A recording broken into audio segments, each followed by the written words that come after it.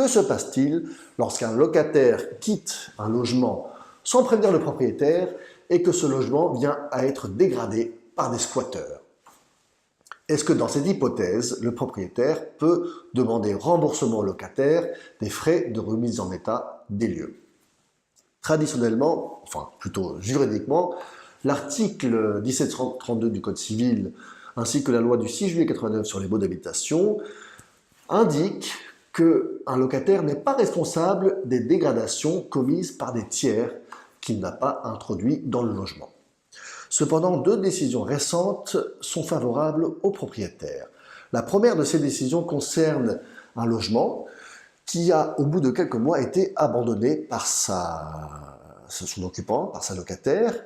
La locataire a vraisemblablement continué à payer les loyers, mais n'a jamais prévenu le propriétaire qu'elle n'habitait plus dans les lieux.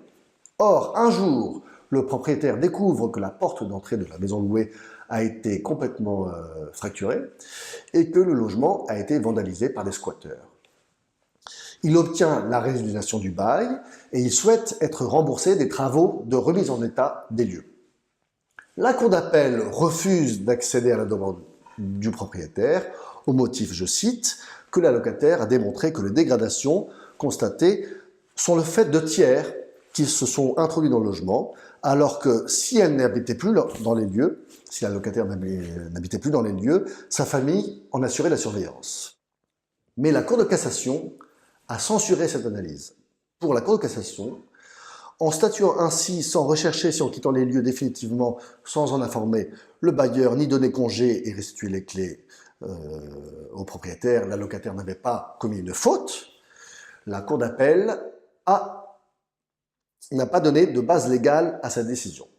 Voilà. La deuxième hypothèse concerne une autre situation, mais assez similaire. Il s'agissait cette fois-là d'un local commercial.